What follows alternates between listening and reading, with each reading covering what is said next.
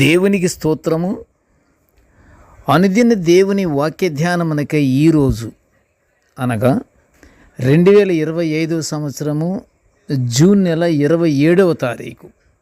ఈరోజు ధ్యాన వాక్యము పరిశుద్ధ గ్రంథం నుండి యెషయా ప్రవక్త వ్రాసిన యెషయా గ్రంథము 35వ అధ్యాయము మొదటి వచనాన్ని మనం ధ్యానించుకుందాము. ప్రియ దేవుని బిడ్డలారా, నేటి ధ్యాన వాక్యాన్ని పరిశుద్ధ గ్రంథం నుండి మనము చదువుకుందాము. యెషయా 35:1. అరణ్యమును ఎండిన భూమియు సంతోషించును, అడవి ఉల్లసించి కస్తూరి పుష్పము వలె పూయును. ప్రియ దేవుని బిడ్డలారా, నేటి ధ్యాన వాక్యము దేవునిచే విమోచింపబడిన వారి నిత్యానందము గురించి మనము ధ్యానించుకుంటున్నాము. అందులో యెషయా ప్రవక్త చక్కగా వ్రాసాడు ఈ మాట. ఎలా అంటే, అరణ్యమును ఎండిన భూమియు సంతోషించును. అరణ్యము ఎండిన భూమి సంతోషించుందంటున్నాడు. అడవి ఉల్లసించి కస్తూరి పుష్పము వలె పూయును. అడవి మొత్తం ఉల్లసించి ఉల్లాసముతో చక్కని పరిమళ సువాసన వలె వెదజల్లుతూ అడవంతా ఆనందంగా ఉన్నట్లుగా యెషయా ప్రవక్త ఆయన ఆనందాన్ని వ్యక్తపరుస్తున్నాడు దేవుని ద్వారా. అయితే ప్రియ దేవుని బిడ్డలారా, పూర్వకాలములో ఇస్రాయేలీ ప్రజలు ఐగుప్తులో ఉండి అందులో దాస్యములో మగ్గిపోచున్న వారిని దేవుడు విమోచించి తిరిగి సియోనుకు రప్పించిన సంగతి పరిశుద్ధ గ్రంథము ద్వారా మనము తెలుసుకుంటూ ఆనందిస్తున్నాము. వారు ఐగుప్తుని విడిచి వచ్చినప్పుడు మహానందముతో పాటలు పాడుచు సియోనుకు చేరినప్పటి సంఘటనను ఇక్కడ వర్ణించబడింది. ఎలా వర్ణించబడింది? అరణ్యమును ఎండిన భూమియు సంతోషించినట్లు,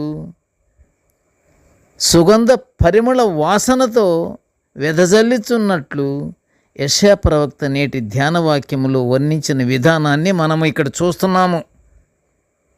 అంతేకాదు ప్రియ దేవుని బిడ్డలారా, వారు బానిసత్వం నుండి విడుదలైనప్పుడు అడవి ఉల్లసించి నలుదిశల పరిమళ సుగంధ సువాసన వెదజల్లి కస్తూరి పుష్పము పూసినట్లు యెషయా ప్రవక్త వర్ణిస్తున్నాడు.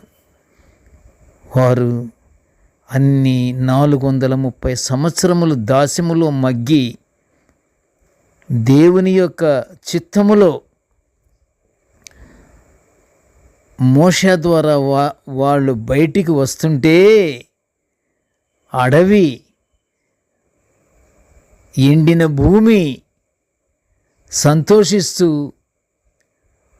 అరణ్యమంతా ఉల్లసించి సుగంధ పరిమళ ద్రవ్యము ఎంత సువాసన, ఎంత ఆనందంగా ఉంటుంది. అలాగ పుష్పం వలె పూసిందట అడవి మొత్తం. దాన్ని ఇక్కడ వర్ణిస్తున్నాడు. వారి యొక్క రాక, వారు ఐగుప్తుని వదిలి వస్తుంటే ఆనందాన్ని యెషయా ప్రవక్త ఈ విధమైన మాటలతో వర్ణిస్తున్నాడు. దేవుని స్తోత్రం. మానవులు అనేక శ్రమలు శోధనలలో ఉన్నను దేవుని విస్మరించకుండా దేవుని యందు పూర్ణ నమ్మిక ఉంచి దేవుని సహాయం కొరకు ఎదురు చూస్తున్న వారిని, వారి దేవుడునైన నేను వారిని విడనాడను అని యెషయా ప్రవక్త వ్రాసినటువంటి యెషయా గ్రంథములో 41 అధ్యాయము 17లో చెప్పిన వాగ్దానాన్ని ఇక్కడ మనము చూస్తున్నాము. ఆయన నిజమే.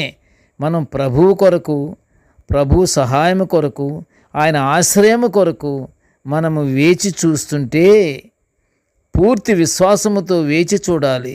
పూర్తి విశ్వాసముతో నిరీక్షణ గలవారమై కానీ ఉంటే ఆ దేవుని సహాయం కొరకు మనము ఎదురు చూస్తూ ప్రార్థన యందు పట్టుదలతో మనము దేవుని అడిగితే దేవుడినైనా నేను వారిని విడనాడుతానా అని అంటున్నాడు. అంత వాగ్దానాన్ని మనము చూస్తున్నాము. ఇక్కడ 430 సంవత్సరములు ఐగుప్తు దేశములో బానిసలుగా బాధలను అనుభవించిన ఇజ్రాయేలీ ప్రజలను దేవుడు విమోచించినాడు కదా. మనము దేవుణ్ణి నమ్ముకున్న ప్రజలమే కదా, దేవుణ్ణి నమ్మాలి కదా. దేవుని విశ్వసించి పూర్ణ విశ్వాసముతో దేవుని యందు భయభక్తులు కలిగి ఆయన యందు మనము ప్రార్థనలోను కీర్తనలు పాడుట యందును ప్రతి విషయములోనూ మనం ఎప్పుడు ప్రతి నిమిషము దేవుని స్మరించుకుంటూ మనము దేవుని యందు భయభక్తులు కలిగి ఉంటే ఇజ్రాయేలీలు ప్రజలు ఏ విధంగా అయితే బయటికి వచ్చారో అలాగే మన బాధల్లోనూ మన కష్టాల్లోనూ మనకు కావలసినటువంటి కోరికలలోనూ మనము తప్పకుండా మనము జయము పొందుతాము.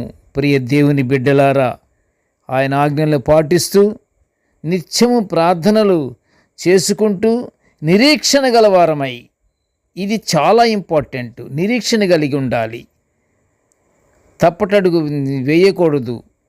పూర్తి విశ్వాసముతో నిరీక్షణ గలవారమై జీవించుచు ఆయన సహాయాన్ని గురించి మనము ప్రార్థన చేసుకుంటూ ఆయన సహాయము మనకి దయచేయమని బ్రతిమలాడుకుంటూ మనం పరలోక ఆశీర్వాదాలు పొందుకుందాము. ప్రార్థన చేసుకుందాము. కృపగల తండ్రి, జీవముల నాయనా నీకు స్తోత్రములు. ప్రభువా, నీ దివ్యమైన వాక్యాలను మేము నిత్యము ధ్యానించుకునే గొప్ప భాగ్యాన్ని మాకు అనుగ్రహించినందుకు నీకు ఘనమైన స్తోత్రములు నాయన. నీటి ధ్యాన వాక్యమును వినుచున్న ప్రతి బిడ్డను ఆశీర్వదించి కాపాడు తండ్రి. నీకు స్తోత్రములు నాయన. ప్రభువా, ఐగుప్తులు 430 సంవత్సరములు దాస్యములు మగ్గి ఉన్నటువంటి ఇజ్రాయేలీలు ప్రజలను తండ్రి నువ్వు ఏ విధంగా అయితే నువ్వు రప్పించావు తండ్రి, ఆ విధంగానే మమ్మల్ని అందరినీ దేవా ఎల్లప్పుడూ నిన్ను స్తుతించుకొనుచు నిన్ను మహిమపరుచుకుంటూ నీ భాగ్యాన్ని మేము పొందుకునే ఆ గొప్ప ధన్యతను మాకు అనుగ్రహించమని నాయన ఈ మనవులన్నీ యేసయ్య పుణ్యనామమున వినయముగా వేడుకొనుచుంటున్నాము తండ్రి. ఆమేన్. దేవుడు మనలందరినీ బహుగా దీవించుగాక. ఆమేన్, ఆమేన్, ఆమేన్.